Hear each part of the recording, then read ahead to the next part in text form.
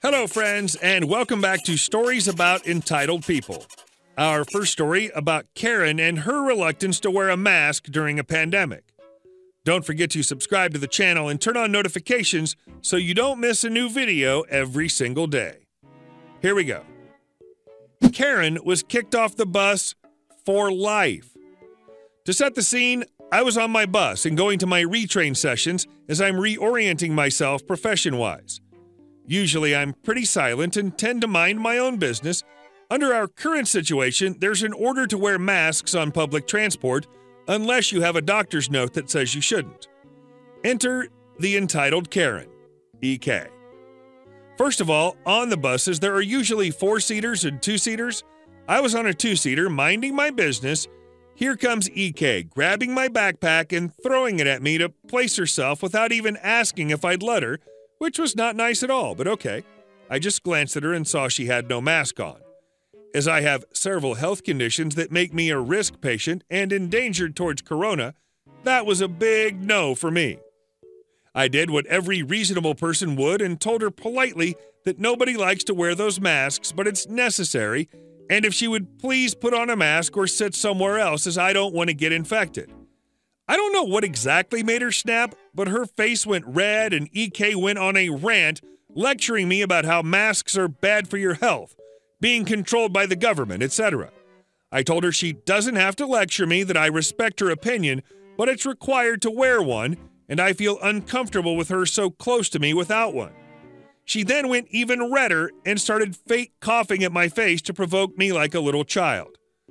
I really wanted to slap her at that point, but decided just to stand up and tell the bus driver, who then asked for her ID and kicked her off their bus and told her she is now banned from public transport. He asked me if he should call the police so I could press charges for assault and harassment against her, but I declined as I was already running late. And our next story. Okay, chef, let's do it your way. While I was studying, I started working for a successful bar, which also served gourmet wood-fired pizza. I was employed as a kitchen hand, and my main duties were helping on the pizza section during service, helping with food prep, dishwashing, and cleaning. After 6 months, I had slowly taken more and more initiative in the kitchen until I was eventually promoted to cook, which meant I learned how to cook all the dishes in the kitchen, even the fancy stuff, and usually ran the kitchen on late-night service with the help of a more junior kitchen hand. Around 1 year in, my boss, the head chef, decided we needed a better pizza dough recipe. He bought a dough recipe from a popular pizza place in my city, and it tasted great, but the problem was that it didn't last long in the fridge, which meant lots of wastage. So head chef decided to tweak the recipe to make it last longer. He changed the type of yeast and changed it to a cool proof instead of a warm proof, along with many other things. Now, to give some context, by this point, I'd become one of the better pizza guys on the team, and quite a few of my colleagues had commented that the dough I made always came out the best, which I attribute to quite a few modifications I made to the recipe over 12 months of working at it. I had changed almost every part of the recipe, except for the actual basic ingredients used. I made the recipe a bit more adaptable, too. If we suddenly needed an extra batch ready in 4 hours, I would make it completely different than a batch that would sit in the cool room all week. I'm definitely no master baker, and I don't pretend to understand the micro-scale workings of the whole process, but trial and error and lots of repetition taught me a thing or two at least. Head chef never said a word about me quietly tweaking the recipe because the feedback from the customers was almost always good, and he was getting all the credit. Head chef initially came across as a nice guy, pretty chilled out, but he was a terrible boss and very disorganized. This led to us never having the necessary stock to prep all the menu items and always having poor staffing ratios and skill mix. These faults alone would be forgivable. After all, he was a nice guy under a lot of stress, but he was consistently jerking staff members around. He promised full-time contracts that were never signed, pay raises that never hit the bank, staff parties that never happened, and constantly rostering us to work on days that we had specifically asked to have off.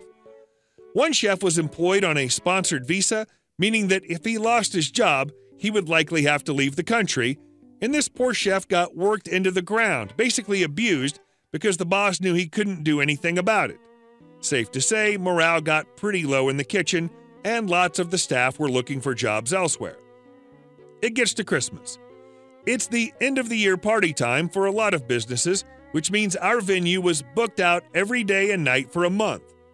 We'd all been working crazy hours doing prep work, and while I was at home, finally chilling out after a double shift, my phone starts blowing up. Head chef is blasting us all on our group work chat because one of the batches of dough had turned out crappy. Not my batch, of course, and he was demanding that we all had to follow the recipe to the letter. I spoke to head chef the next day to remind him that we didn't have the right kind of yeast for that recipe and to ask if we were having some delivered. Head chef told me I was to use the yeast we had, that it would be fine. I tried to point out that the original recipe was written for a different type of yeast and proofing method, but he shut me down pretty hard. "I'm the head chef here, and you're a dishwasher. I said it'll be fine." "Okay, chef, let's do it your way." The next day, I prepped 20 batches of dough, which for our small kitchen was a massive amount. On a typical weekend, we'd go through 1, maybe 2 batches, but for the next week, all the customers had paid in advance and they wanted huge amounts of food for their end-of-year parties, and why not, when it's company coin? As explicitly instructed, I made all 20 batches exactly as stated in the original recipe, just like I'd been told. I used precisely 0 of my hard-learned tips and tricks. The first big night comes around, and I already know it's going to be a disaster. The dough is terrible, like really, really bad. I seriously felt ashamed sending them out, but there was nothing to be done at that point. Then the feedback started coming in. It was not great, let me assure you. The next day, after presumably getting chewed out by one of the event organizers from the night before, head chef comes into the kitchen and tells us to throw away the entire week's worth of dough and that we would all be offered overtime for as many additional hours we had to stay back to remake it all. We were almost exclusively on fixed rates until that point. On top of that, in a sublime piece of sweet satisfaction, I overhear head chef quietly tell the sous chef to get them to make it the other way before walking out of the kitchen. Sous chef is the aforementioned visa holder. He turns to me with a knowing grin and nothing more is said. I continued working in the kitchen until I completed my studies, mainly because the late-night shifts rarely interfered with my curriculum, but almost all of the other staff members moved on from that place. I would have loved to hear the head chef explain to his hard-butt boss why all of this overtime was paid, but I'll just have to imagine. And our last story. Pass me for manager promotion and hire your useless credit-stealing friend?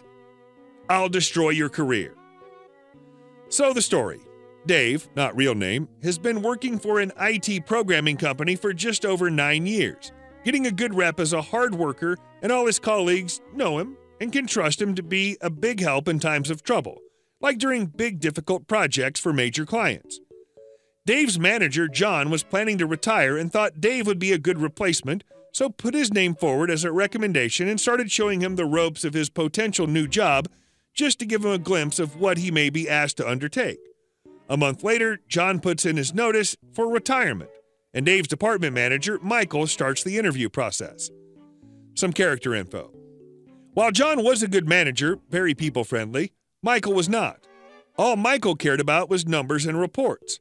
He didn't even know who most of his staff was, nor did he have very much interaction with them. Back to the story.